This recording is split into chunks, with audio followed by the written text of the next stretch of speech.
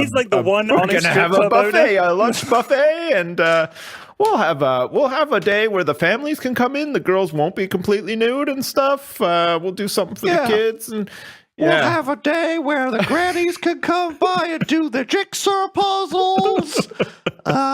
We'll do a knitting workshop one morning.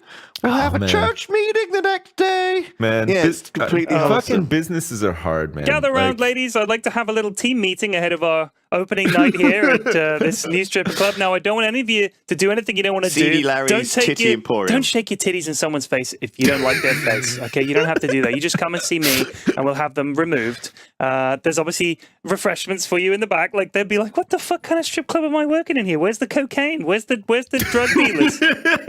Where's the lunatics?" It's like Where's Arby's, the creepy guy pushing me to have sex with the Johns? Yeah. Like we didn't get into the stripping business for an honest dollar. We want to. All right, do team. weird Great shit. pep talk. Okay, everybody, Back to all it. in. 1, 2, Back to 3, it. team. Titties. They'll have to put their titties in the middle, like when you put your hands in the middle and Yeah, then they break. just put one. They all put a titty They in. just put one titty each in. One titty each. Titty break. Good job, team. Oh man. Oh, for fuck's sake! All right, let's get on with let's do Bodega and let's get out of here. Jeez, you're hungry, out, huh? fuck. 12:05. He's getting grumpy. That was some spectacular podcasting, boys. I need my lunch.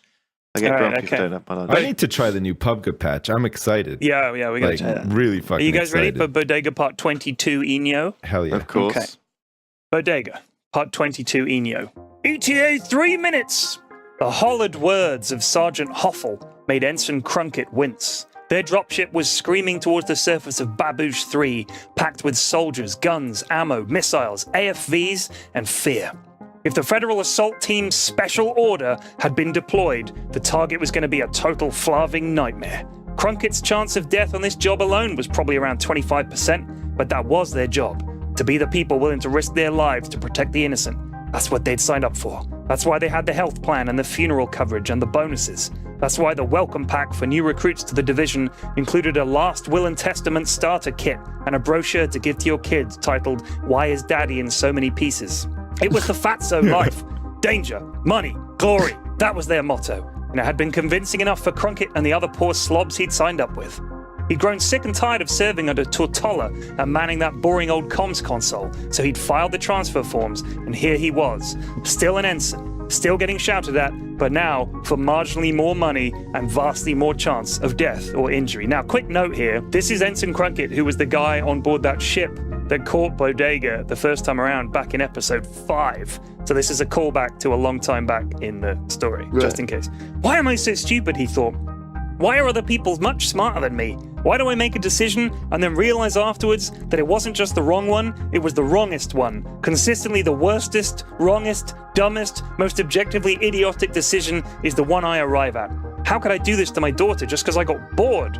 Hoffel was checking the men, adjusting straps on their equipment, repositioning their rifles so they weren't pointed at other men, straightening out helmets, and occasionally lightly pounding someone on the shoulder to give them a bit of reassurance. It wasn't working. Everybody under his command looked utterly terrified, except Crunkett. He just looked angry. "That's the spirit, soldier," said Hoffel, noting Crunkett's furious expression and mistaking it for some kind of battle-ready war face. Something occurred to Crunkett.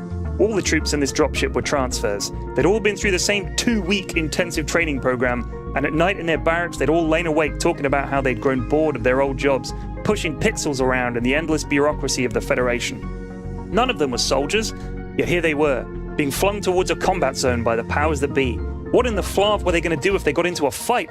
Crunkett had never fired a weapon in anger before, except that time he shot a Dildonian who he suspected of cheating with his wife. "ETA 1 minute," screamed Hoffel. "Everybody take your combat supplement now!"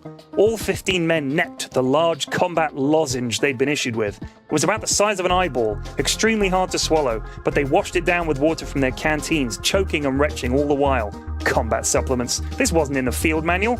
Was it going to give them super strength? Immunity from pain? Send them into some kind of war trance? Damn feds. Always finding new ways to flarb over the working man, thought Crunkett. It felt like he'd been cheated out of at least 50 seconds of that 1 minute warning, because before he could gird his loins and maybe panic a bit, the ship hit the ground hard and they were piling out the back. Smoke was being pumped out of nozzles on the rear of the ship to screen their deployment, but he could hear klaxons sounding all over the small town they'd landed in, and people were scattering and slamming doors and windows as the citizens took cover. Crunkett drove his legs as fast as possible and slammed into the wall of a convenience store. The ground beneath him was earthy, and he contemplated whipping out his entrenching tool and digging a small hole to hide in. He scanned the area. It was a small town. Dirt roads, a few stores, wide streets. The hills and forests outside town looked beautiful against the pale blue sky, streaked with pink clouds. The 5 moons of Babosh 3 loomed overhead in tight formation, watching. The dropship powered up its engines and zoomed away, leaving the 15 members of his squad cowering on the ground, behind the most pitiful cover imaginable. 3 troopers squeezed in behind a single plastic water barrel, another 4 fighting to hide behind a dumpster. Hoffel was behind a traffic cone in the middle of town, his command pistol drawn. He turned towards Crunkett, his grizzled veteran's face sneering at the danger they were surely in. "All right, you miserable bastards, let's move out!" And with that proclamation, he stood up and turned face first into a lasgun beam. His head popped like a water balloon, and a heavy red mist quickly settled on the dirt as his body slumped over with a crunch. A voice called out from some hidden vantage point. "Federal varmints, this is Bodega. If y'all got a way to call your dropship back, I recommend it. You got 2 minutes to get the flarv out of town. After that, the only way you're leaving is when you get washed away by the next heavy rain." 4 of the troopers threw their weapons aside and began undressing, right down to their birthday suits, screaming the whole time. They ran out of town in a cloud of dust. The remaining 10 men spread out as best they could, uncertain of the direction any attack would come from. 1 minute left, called Bodega, still hidden. "This is it," squealed one of the troopers, Cadet Brunks. "They sent 1 squad for Bodega?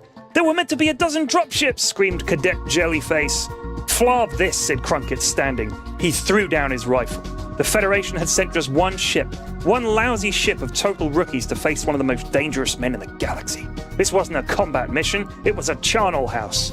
"We surrender," called Crunkett. The other troops looked at him. Their leader dead, they were ready to turn to whomever was willing to make a command decision, and right now, surrendering seemed like the most incredible command decision ever made. They were immensely proud of their new leader, Ensign Crunkett, who nobly sacrificed their dignity and honor so that they might live another day. All the men threw down their weapons and stood, hands on their heads. They moved into the center of town, next to a small and quite attractive water feature.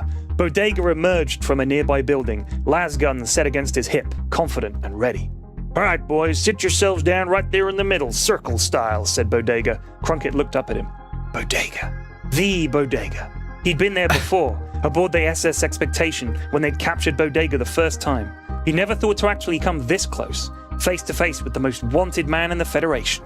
Bodega strode towards the group, scanning them for signs of trouble, looking into their eyes for any glimmer of fight left in the shattered squad. "Alrighty then," said Bodega, relaxing slightly before spitting on the ground. "Damn feds. I'm sorry they sent you poor sons of morks to take me down. It ain't your fault you're ill-equipped, and there ain't no hard feelings. Now don't go worrying. I ain't gonna slaughter you boys, but I can't have you following me neither. Gonna have to send you off to Sleepy Land." Bodega reached inside the folds of his long, dusty, grey-brown coat and pulled out a small purple sphere that Crunkett recognized from the field manual as Happy Thoughts Brain Musher, TM. As Bodega was fiddling with it, one of the cadets began to shake, slightly at first, then increasingly violently. "Don't freak out on me, son," said Bodega, looking mildly concerned. It was Cadet Brunks. He wasn't just shaking, he was convulsing. He collapsed to one side, foaming red at the mouth. Bodega backed away. He called out to someone Crunkett couldn't see. Crunkett turned back to look at Brunks just as the young cadet's body seemed to shear in two. The other members of the squad screamed and stood to flee. A silver-skinned animal emerged from the ruins of Brunks' body, just less than human-sized. It was crouched like a dog, but its face was longer like a horse's, and at the tip was a wide nozzle-like protuberance that was oozing something viscous. It turned its head to look at Bodega and spat a stream of the ooze, striking him in the legs. Bodega went down hard, looking like his knees had been glued together. "Tamira, run!" shouted Bodega as he raised his lasgun and blasted the creature in the maw, felling it.